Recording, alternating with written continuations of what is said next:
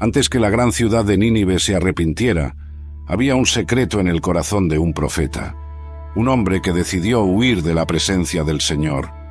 Era el 8º siglo antes de Cristo. El reino de Israel estaba dividido, las tensiones políticas elevadas, y al otro lado de la frontera se alzaba el imperio asirio, conocido por su inigualable crueldad.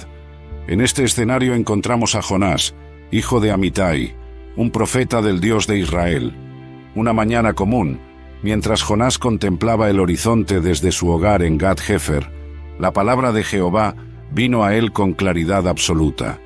Levántate y ve a Nínive, aquella gran ciudad, y proclama contra ella, porque su maldad ha subido ante mí. Jonás palideció.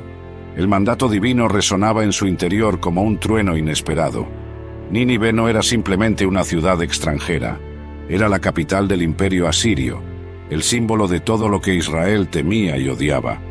Los asirios eran conocidos por decorar las murallas de sus ciudades con las pieles de sus enemigos. Apilaban cabezas decapitadas como trofeos de guerra. La sola mención de su nombre provocaba terror en los corazones israelitas. ¿Por qué debería él, un hebreo, un adorador del Dios verdadero, predicar a aquellos bárbaros? En la mente de Jonás, ellos merecían juicio, no una oportunidad de arrepentimiento.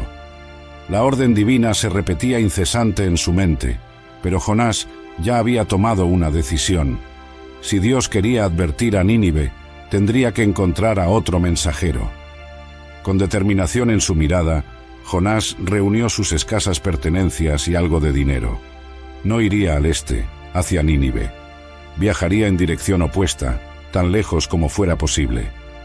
Jonás se dirigió hacia Jope, el puerto más cercano. Con cada paso que daba alejándose de su destino divino, justificaba su desobediencia. Esos asirios han derramado sangre inocente, han torturado a nuestro pueblo, no merecen la misericordia de Dios.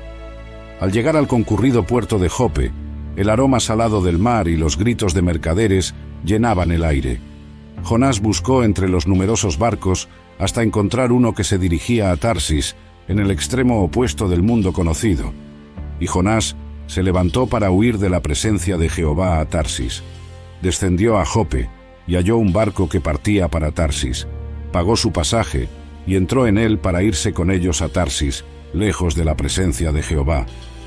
El barco comenzó a alejarse de la costa, y Jonás sintió un momentáneo alivio. Observó cómo la tierra de Israel se desvanecía en la distancia. Creía estar escapando del llamado, del peso de la responsabilidad profética, incluso de Dios mismo. Pero el Dios que creó los mares y la tierra seca no estaba limitado por la distancia. El Creador que formó las profundidades del océano ya estaba preparando una lección que Jonás jamás olvidaría. Mientras el barco se adentraba en el vasto Mediterráneo, Jonás descendió a lo más profundo de la nave. El balanceo de las olas y el cansancio de su huida lo llevaron a un profundo sueño. Dormía, inconsciente de la tormenta que se avecinaba, porque Dios no había terminado con su profeta rebelde, y el mensaje para Nínive debía ser entregado.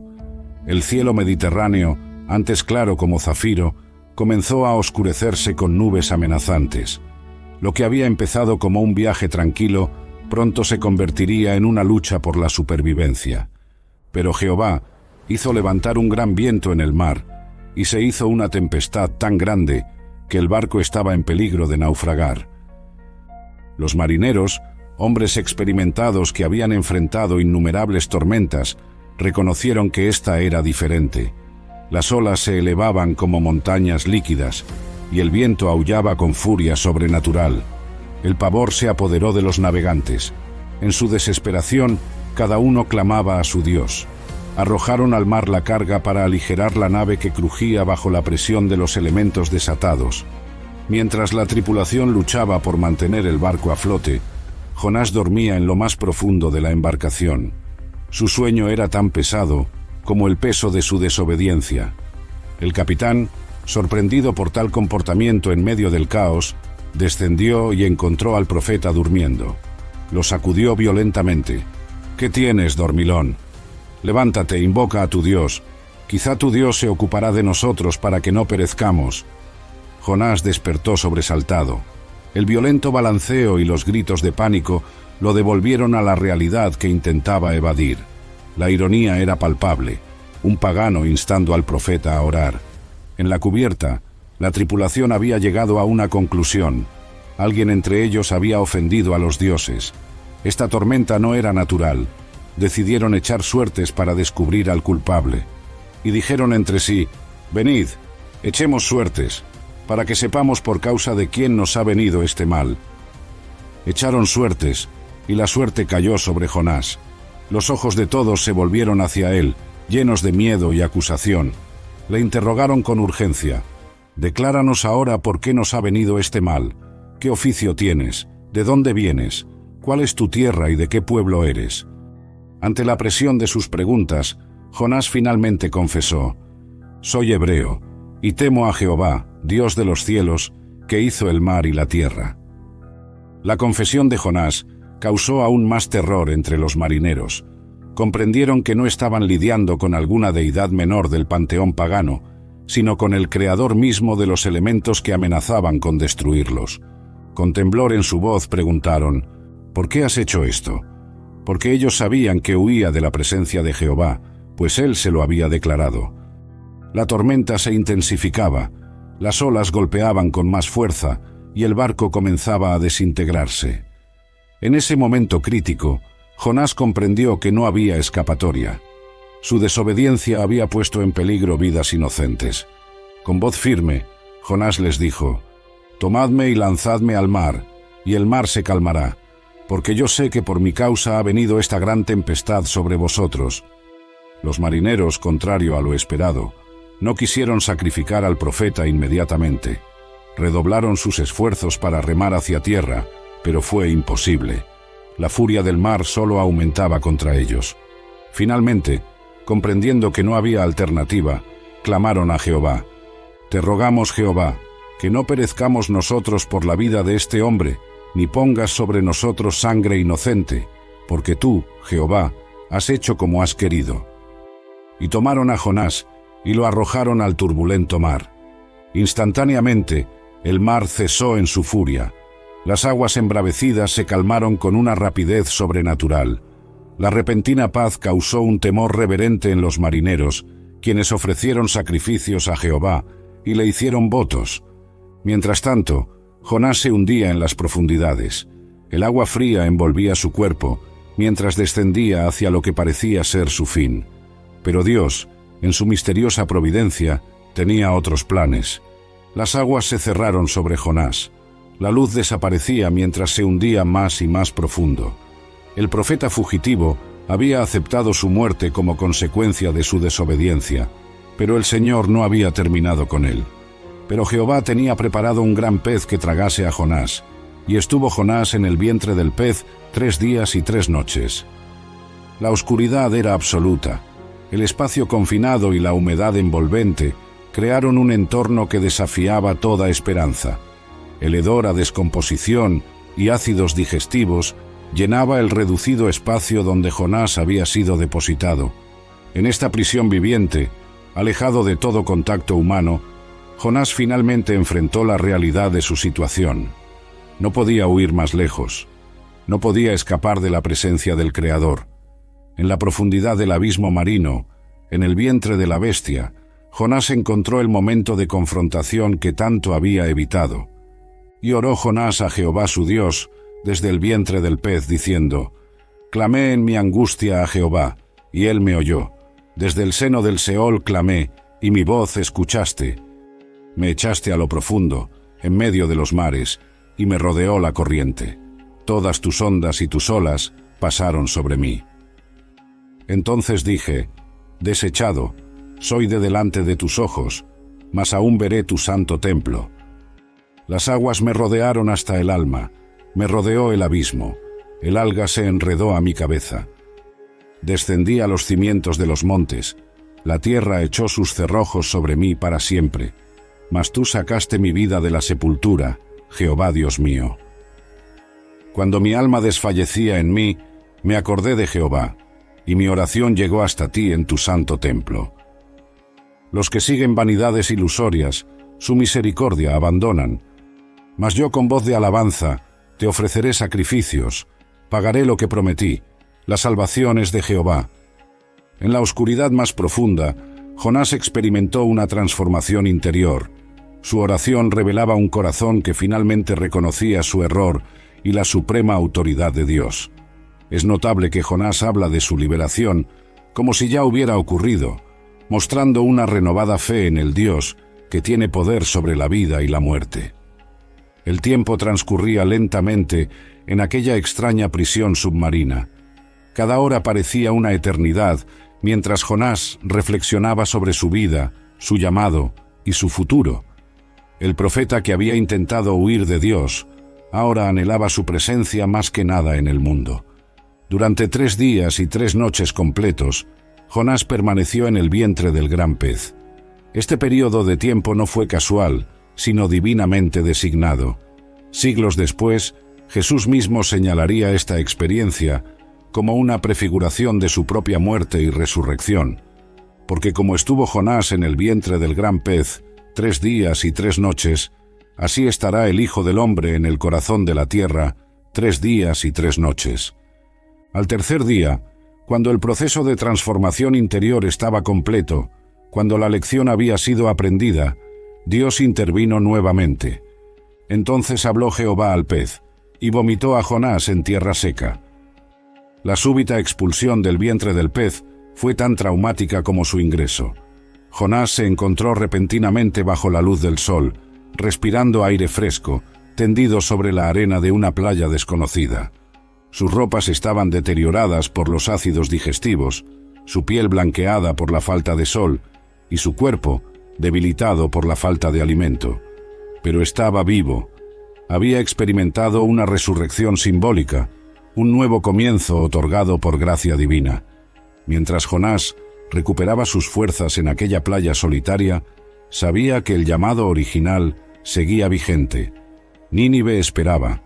El mensaje debía ser entregado, y esta vez no habría huida. El sol calentaba la arena donde Jonás yacía, recuperándose de su extraordinaria experiencia. Cada respiración de aire fresco era un recordatorio de la misericordia inmerecida que había recibido. Gradualmente, sus fuerzas comenzaron a volver, mientras asimilaba la magnitud de lo sucedido. Vino palabra de Jehová por segunda vez a Jonás, diciendo: «Levántate y ve a Nínive, aquella gran ciudad, y proclama en ella el mensaje que yo te diré».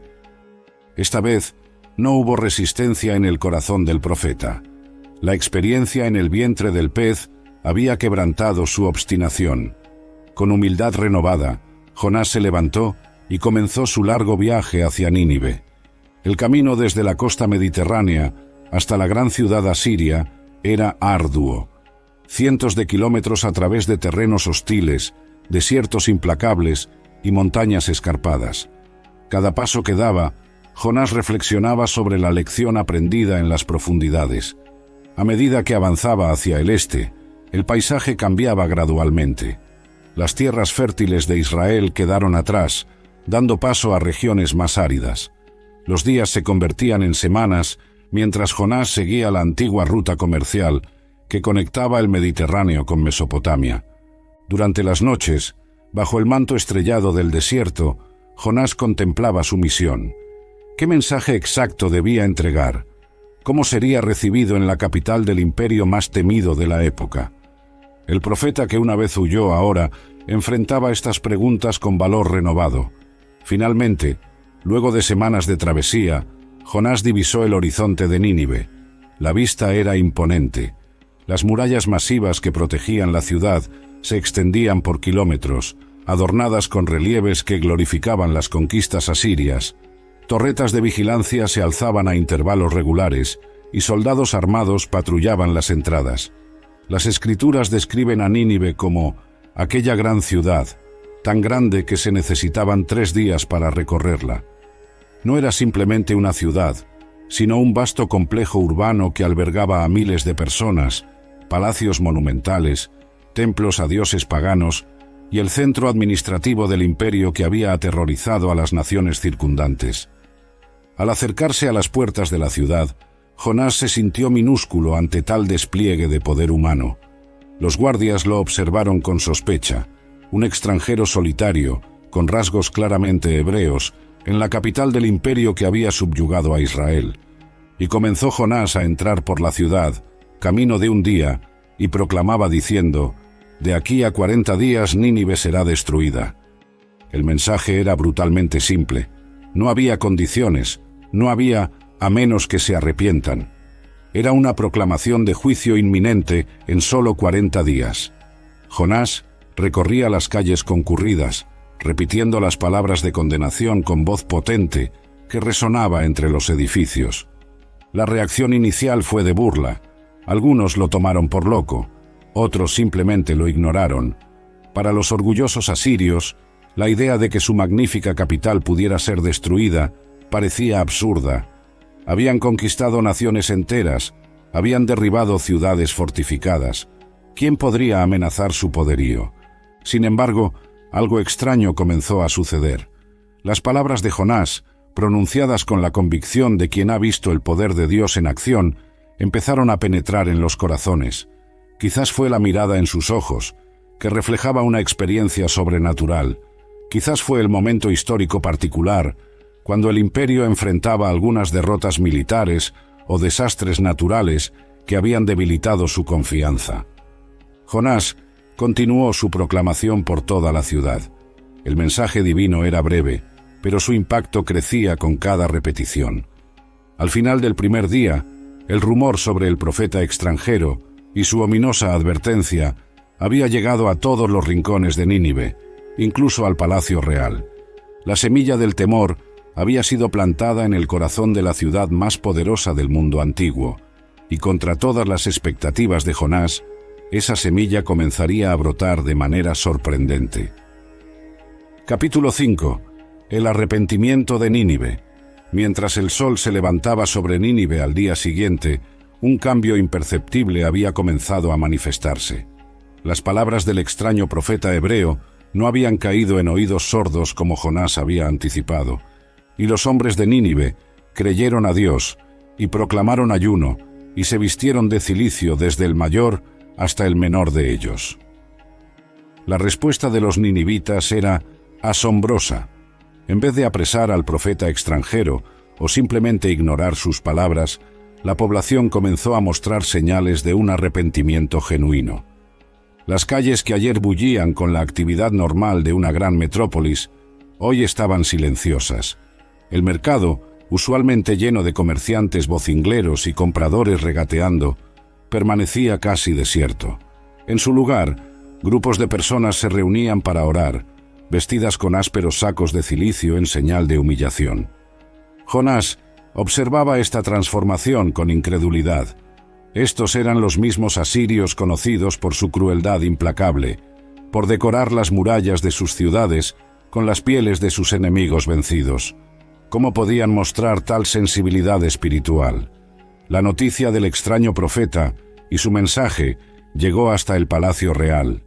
En el corazón del poder asirio, el rey mismo fue confrontado con la advertencia divina.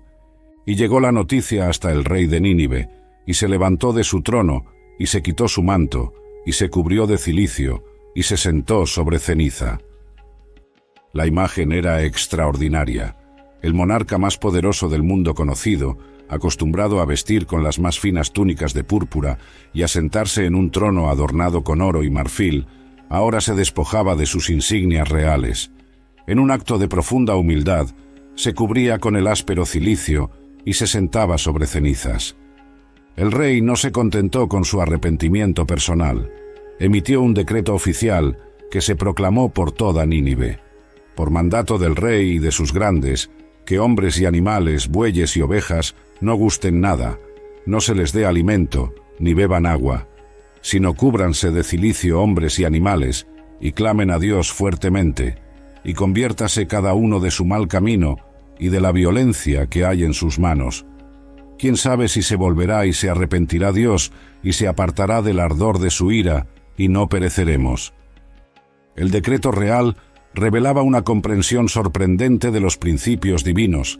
Este rey pagano reconocía que el arrepentimiento debía ser completo y sincero. No bastaba con lamentaciones superficiales. Era necesaria una transformación real de comportamiento.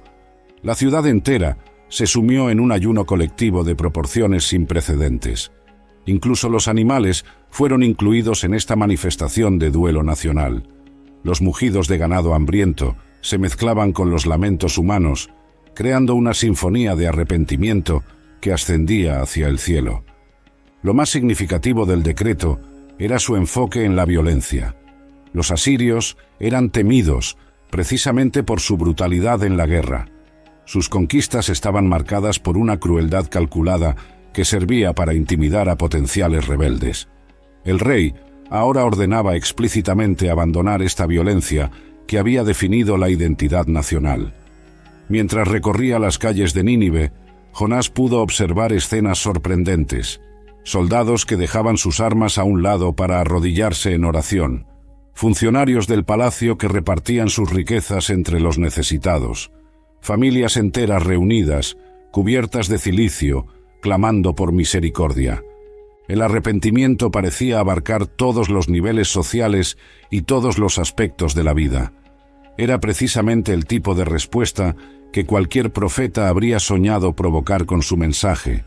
Cualquier profeta excepto Jonás, porque en el corazón de Jonás, mientras observaba esta transformación milagrosa, comenzaba a crecer un sentimiento perturbador. No era alegría por la posible salvación de estas almas, sino un desasosiego creciente ante la posibilidad de que Dios perdonara a los enemigos históricos de Israel. Y vio Dios lo que hicieron, que se convirtieron de su mal camino, y se arrepintió Dios del mal que había dicho que les haría, y no lo hizo. El arrepentimiento de Nínive había alcanzado el corazón de Dios. La ciudad destinada a la destrucción ahora estaba en el umbral de la redención.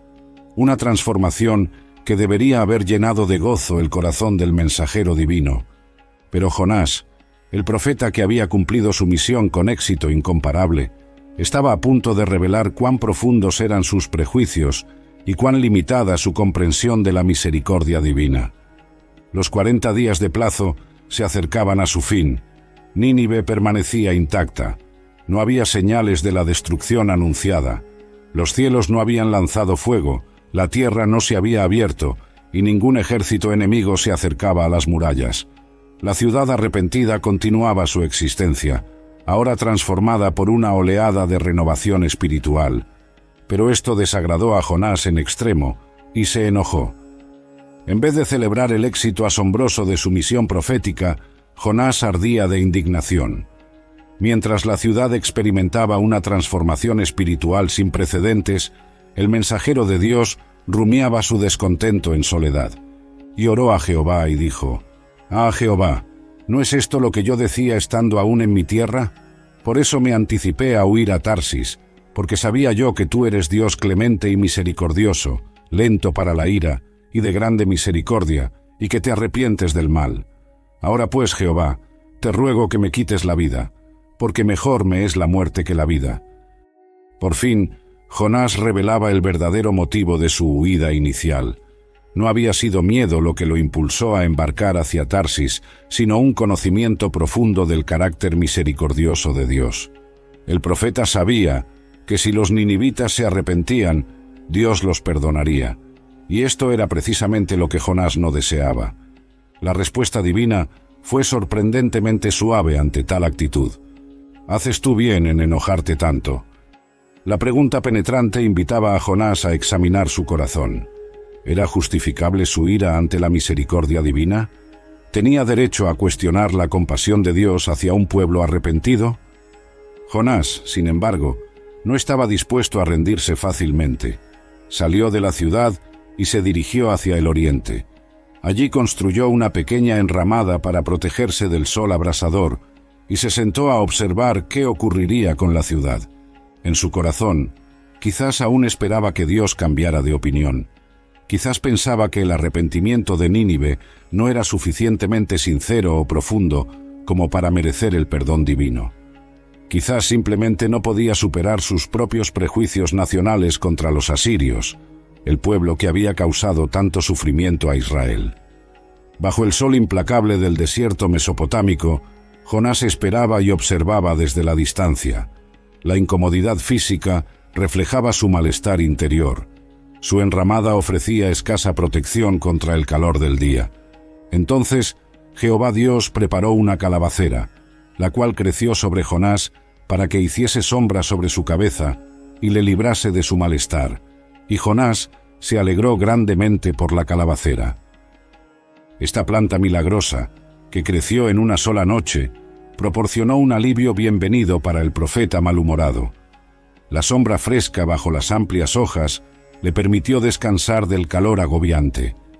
Jonás se regocijó por este pequeño confort, mostrando más emoción por la planta que por la salvación de toda una ciudad. Pero al amanecer del día siguiente, Dios tenía preparada otra lección. Pero al venir el alba del día siguiente, Dios preparó un gusano, el cual hirió la calabacera y se secó. Y aconteció que al salir el sol, preparó Dios un recio viento solano, y el sol hirió a Jonás en la cabeza, y se desmayaba, y deseaba la muerte, diciendo: «Mejor sería para mí la muerte que la vida». El contraste era sorprendente. La misma persona que se regocijaba enormemente por una simple planta, ahora deseaba morir, porque esa planta había sido destruida. La desproporción revelaba cuán distorsionada se había vuelto la perspectiva de Jonás. Dios aprovechó este momento para impartir una lección final. «Tanto te enojas por la calabacera». Y Jonás respondió con terquedad: «Mucho me enojo, hasta la muerte». La obstinación de Jonás abrió la puerta para la conclusión magistral de esta historia, donde Dios revelaría el verdadero propósito de toda la experiencia del profeta rebelde. El sol de mediodía castigaba sin piedad mientras Jonás, privado de la sombra de su apreciada planta, sufría bajo el calor abrasador. Su frustración había alcanzado el punto máximo. Primero, Dios había perdonado a sus enemigos. Ahora, incluso el pequeño consuelo de la calabacera le había sido arrebatado. En ese momento de extremo malestar físico y espiritual, Dios habló nuevamente a su profeta con palabras que revelarían el verdadero propósito de toda esta extraordinaria historia. «Tuviste tú lástima de la calabacera, en la cual no trabajaste, ni tú la hiciste crecer, que en una noche nació, y en una noche pereció. Y no tendré yo piedad de Nínive, aquella gran ciudad donde hay más de 120.000 personas, que no saben discernir entre su mano derecha y su izquierda, y muchos animales». El contraste que Dios establecía era devastador en su simplicidad. Jonás se preocupaba profundamente por una planta efímera en la que no había invertido esfuerzo alguno. Sin embargo, negaba cualquier compasión a una ciudad entera, llena de seres humanos creados a imagen divina. La comparación divina era simple, pero profunda. Dios confrontaba al profeta con la inconsistencia de su corazón. La calabacera representaba algo trivial y pasajero, mientras que las vidas de 120.000 personas y numerosos animales en Nínive eran infinitamente más valiosas. La mención de personas que no saben discernir entre su mano derecha y su izquierda posiblemente se refería a los niños inocentes de la ciudad, o quizás a toda la población que vivía en ignorancia espiritual. Cualquiera fuera el caso, la compasión de Dios abarcaba a todos. El silencio de Jonás ante esta pregunta final es elocuente. No hay registro de su respuesta. El libro concluye con esta poderosa pregunta retórica que queda suspendida en el aire como una invitación a la reflexión, no solo para Jonás, sino para todos los lectores a lo largo de los siglos. La historia termina sin resolución explícita. No sabemos si Jonás finalmente comprendió la lección y abrazó la misericordia divina, o si persistió en su obstinación. Esta conclusión abierta invita a cada lector a examinar su propio corazón. ¿Somos como Jonás? ¿Deseamos el juicio para aquellos que consideramos nuestros enemigos mientras esperamos misericordia para nosotros mismos? ¿Nos alegramos más por pequeñas comodidades personales que por la salvación de multitudes? La lección de la calabacera nos desafía a alinear nuestro corazón con el de Dios, cuya compasión no conoce fronteras nacionales, étnicas o culturales. Nos invita a reconocer el valor infinito que Dios otorga a cada ser humano, incluso a aquellos que consideramos indignos. A través de la extraordinaria historia de Jonás, podemos vislumbrar el corazón de Dios de maneras que desafían nuestras expectativas humanas y prejuicios arraigados. Este relato, aparentemente sencillo, revela profundidades teológicas que siguen resonando con los creyentes milenios después. Primero, contemplamos la persistencia del amor divino. Cuando Jonás intentó huir, Dios no simplemente eligió a otro profeta, persiguió al fugitivo con una tormenta, un gran pez y finalmente una segunda oportunidad. Como está escrito, ¿a dónde me iré de tu espíritu? ¿Y a dónde huiré de tu presencia? Si subiere a los cielos, allí estás tú, y si en el Seol hiciere mi estrado, he aquí, allí tú estás. Esta persistencia divina nos recuerda la parábola de Jesús sobre el pastor que deja las 99 ovejas para buscar la única perdida. El Dios de Jonás es el mismo Dios que busca incansablemente a los que se alejan. Segundo, descubrimos la universalidad de la preocupación divina. Nínive representaba todo lo que Israel temía y odiaba. Era el símbolo del enemigo por excelencia. Sin embargo, Dios demuestra que su amor trasciende las fronteras nacionales. El diluvio fue universal, y así también lo es la oferta de redención. Dios no es el Dios exclusivo de un pueblo, sino el creador y sustentador de toda la humanidad. Como Pablo declararía siglos después, ¿es Dios solamente Dios de los judíos? ¿No es también Dios de los gentiles? Ciertamente, también de los gentiles. Tercero, observamos la tensión divina entre justicia y misericordia. Dios no ignora el pecado de Nínive, lo reconoce plenamente. Su maldad ha subido ante mí. La crueldad asiria no pasaba desapercibida ante los ojos divinos. Sin embargo, la justicia divina siempre está entrelazada con la misericordia. El mensaje de juicio incluía una oportunidad implícita para el arrepentimiento.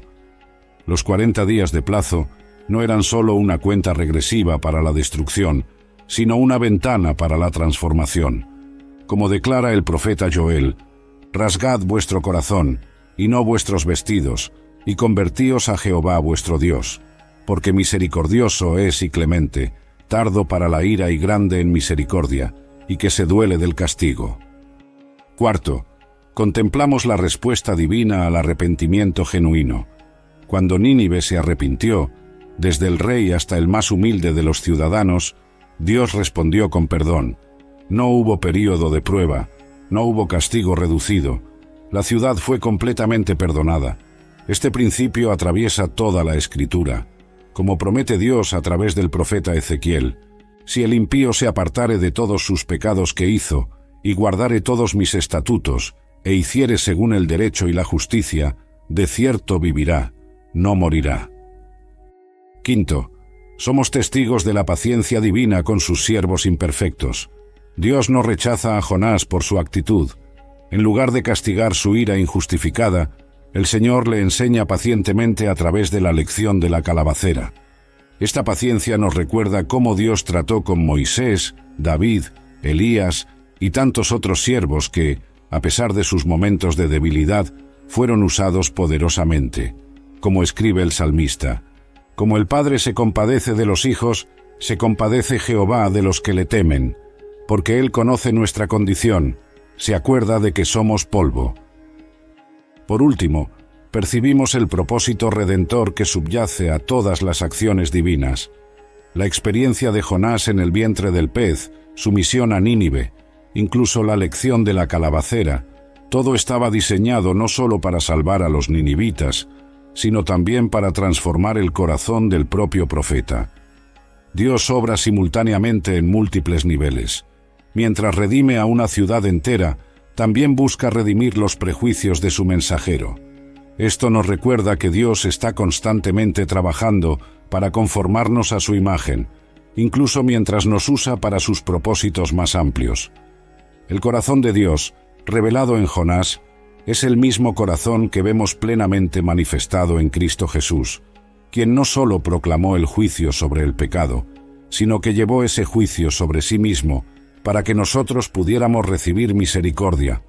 El relato de Jonás funciona como un espejo espiritual que refleja no solo el alma del profeta rebelde, sino potencialmente la nuestra también.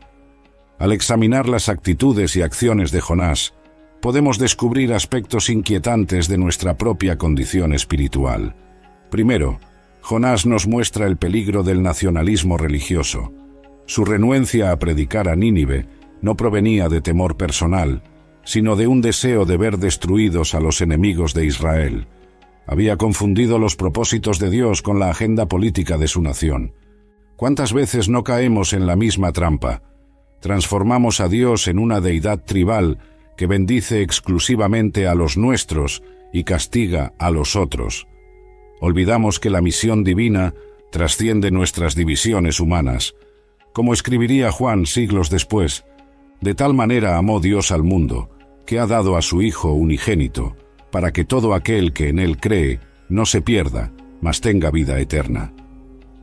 Segundo, vemos en Jonás la contradicción entre conocimiento teológico y actitud del corazón. El profeta conocía perfectamente el carácter de Dios, lo menciona explícitamente. Sabía yo que tú eres Dios clemente y misericordioso. Sin embargo, este conocimiento no había transformado su actitud.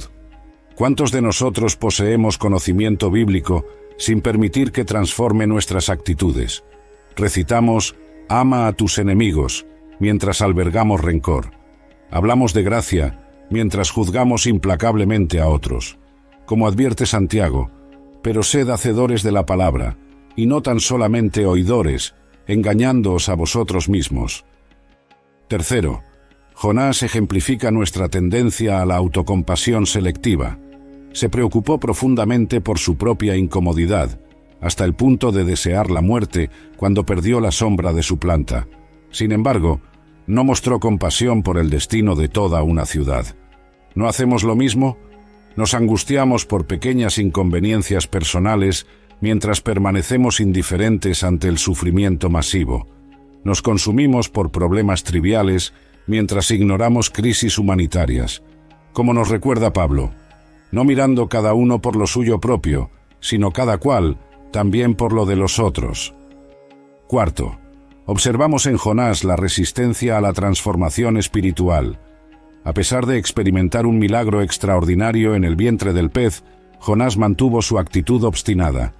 La experiencia física no garantizó un cambio interior.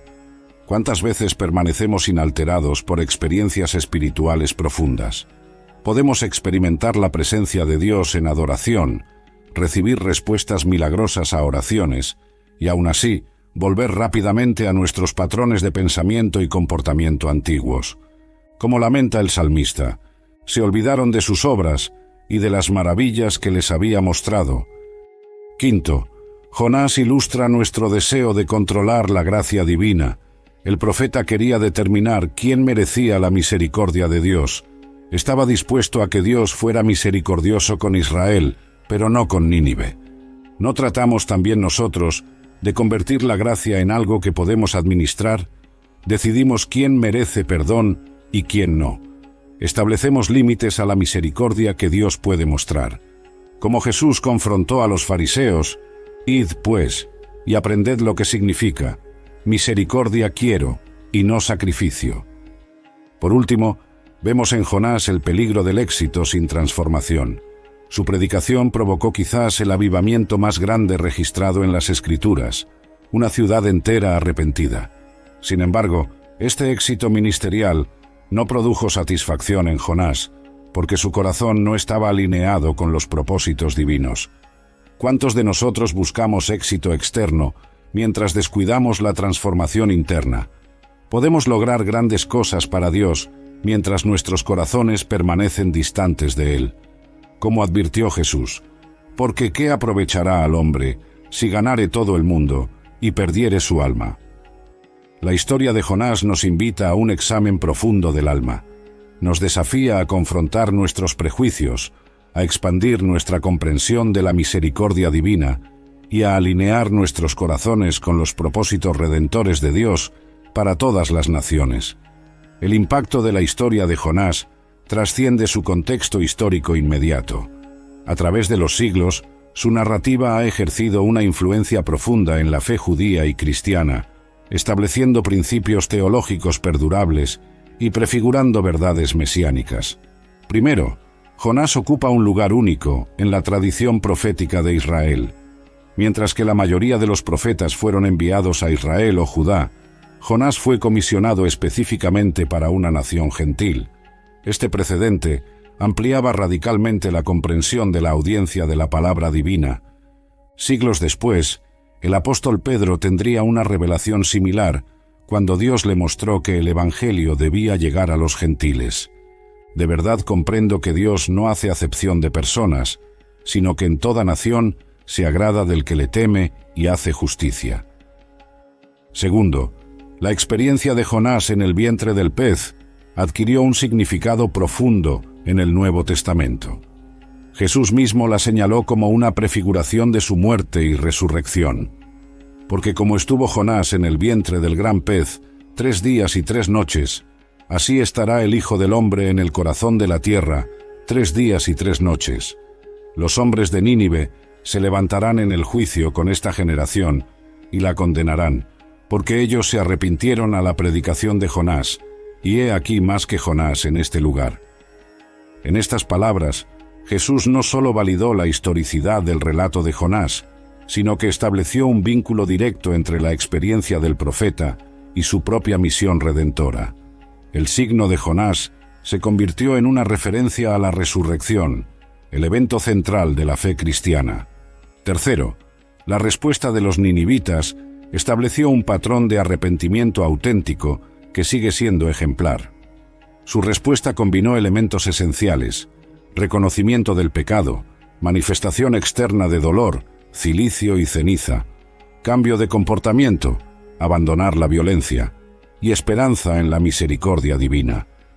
Este patrón resuena con el llamado de Juan el Bautista: haced, pues, frutos dignos de arrepentimiento. Cuarto, el libro de Jonás planteó interrogantes fundamentales sobre la universalidad de la salvación que anticipaban la misión cristiana global. Si Dios se preocupaba por Nínive, una ciudad pagana y enemiga, entonces su amor redentor claramente abarcaba a todas las naciones. Este principio encontraría su expresión culminante en la gran comisión de Cristo. Por tanto, id, y haced discípulos a todas las naciones. Quinto, la historia de Jonás ofrece una lección poderosa sobre el fracaso del exclusivismo religioso. El profeta deseaba mantener los beneficios del pacto divino exclusivamente para Israel.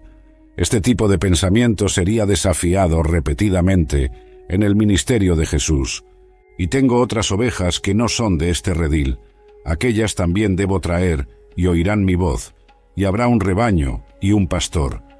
Por último, el libro de Jonás cuestiona profundamente nuestras suposiciones sobre quién puede responder a Dios. Los marineros paganos mostraron más sensibilidad espiritual que el profeta hebreo. Los crueles ninivitas se arrepintieron con sorprendente sinceridad. Estos giros inesperados nos advierten contra asumir quién está cerca o lejos del reino de Dios.